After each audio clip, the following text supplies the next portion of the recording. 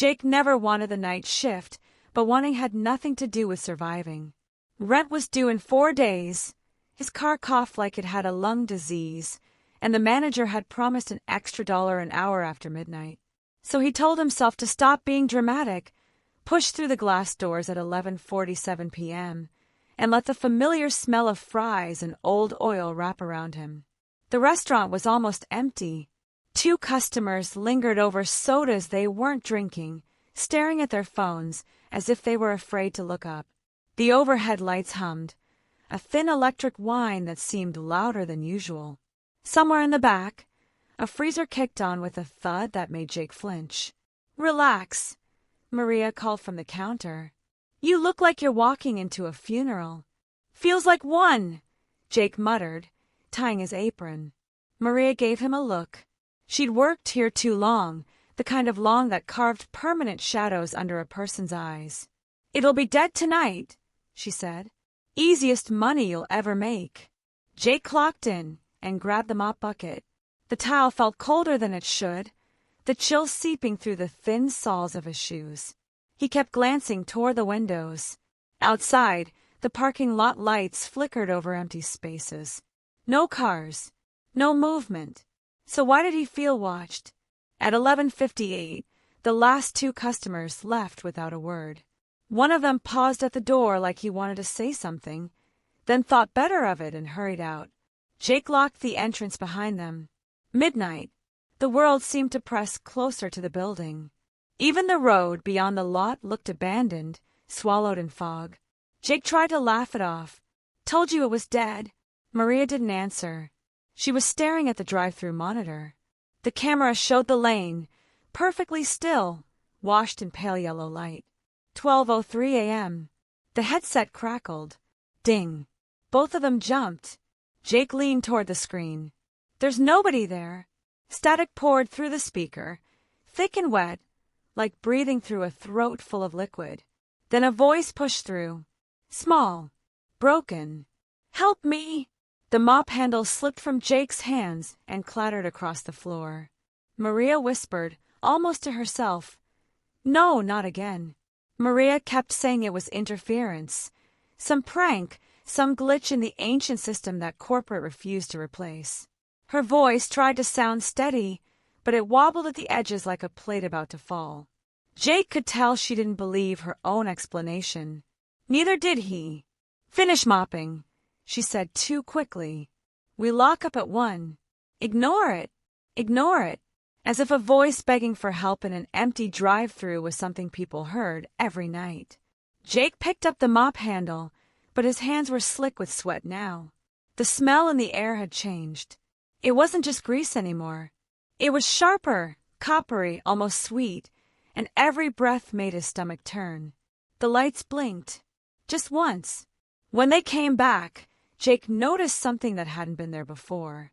The hallway beside the bathrooms, the one that led to the old play place sealed during the remodel, stood open.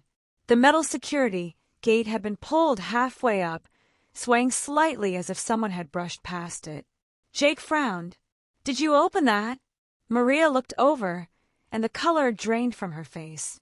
"No. We keep it locked. Always." "Well, it's not locked now." They both stared at the dark opening. The blackness inside looked thick, heavy, like it could spill out onto the tile if it wanted. A faint draft drifted from it, cold and damp, carrying that metallic smell with it. Then came the noise, a soft rubbery creak, the unmistakable squeal of plastic tunnels shifting under weight. Jake's heart started hammering. "Someone's in there." "That's impossible," Maria whispered. "Nobody's been in that play place for years." Another squeak. Closer this time. Jake told himself it was probably a raccoon, or a loose piece of equipment, or anything that had bones and logic and a reasonable explanation. But his feet were already moving before his brain caught up. "I'll check," he said, pulling out his phone and turning on the flashlight. "Jake, don't," Maria pleaded. "We can call someone." "Call who? For what?" The beam of light cut into the hallway. Dust floated in the air, undisturbed except for a faint trail along the floor as though something had been dragged recently. Jake stepped inside. The temperature dropped immediately. Behind him, the kitchen suddenly felt very far away. From somewhere above, inside the maze of tubes, something shifted, and a voice, dry and trembling, breathed his name. Jake! Jake didn't remember running back. Only the feeling of the air tearing at his lungs and the hallway stretching longer than it had any right to. The moment he burst through the kitchen door, he slammed it shut, twisting the lock with hands that barely worked. "There's someone in there," he gasped. "They said my name." Maria was standing by the prep table, but she wasn't surprised. She wasn't even confused. She looked like someone who had been waiting. Her shoulders sank, and she covered her mouth as if a truth she had buried for years had finally clawed its way up. "I was hoping," she whispered, "that it wouldn't happen again." Jake stared at her. "What do you mean again?" The fryer popped loudly behind them, making both of them jump. The whole building seemed to listen. Maria pulled out a chair and sat, like her legs had given up. "3 years ago," she began, voice thin, "we had another night kid. Trevor, 19. First job, needed money just like you." Jake felt a cold bloom in his chest. "He heard something in the place," she continued. "Scratching, crying. He thought a child got trapped after closing." She laughed weakly. "Trevor wanted to be a hero." Jake didn't want to hear the rest, but the words kept coming. "I told him not to go. Corporate said the tunnels were unstable, that we were liable if anyone got hurt. So I told him to leave it." Her eyes were glossy now. "But he went anyway." Jake whispered, "What happened?" "We waited," Maria said. 10 minutes. 20. Then the screaming started. The overhead lights flickered as if remembering. "When we got security to open it," she said, "we found blood. A lot of it. His hat. His name tag. No body." Jake asked. Maria shook her head. From the hallway came a slow, dragging sound. Something heavy moving across plastic, then bumping against metal. Jake backed away. "You told them, right? The police." "We did," she said. "They searched for days. Dogs, officers, volunteers. Nothing." The dragging stopped. Silence fell so suddenly it rang. Then the drive-through headset clicked on. Ding. Jake stared at it, terrified of what he might hear. When the voice came through, it wasn't small anymore. It was hoarse, older, and furious. "You left me." The kitchen door shuddered in its frame. Once, twice, metal shrieked as something struck it from the other side. Each hit harder than the last. Jake grabbed a tray, as if thin plastic might somehow protect him. Maria couldn't move at all. She stared at the door with the frozen look of someone watching a nightmare she already knew the ending to. "Trevor," she whispered, shaking her head. "I'm sorry." The hinges tore free. The door crashed inward, skidding across the tile, and the smell that poured in with the darkness was unbearable, rot, fryer grease, and something old and damp, like a basement that had never seen light. A shape lurched through the doorway. At first Jake couldn't understand what he was seeing. The body bent wrong, like it had been folded too many times. A McDonald's shirt hung in tatters from narrow shoulders. The fabric had fused into the skin in places, dark and shiny, as if it had melted there. The name tag caught the light. Trevor. His head twitched toward them in quick, bird-like jerks. One eye stared straight ahead. The other drifted, milky and unfocused.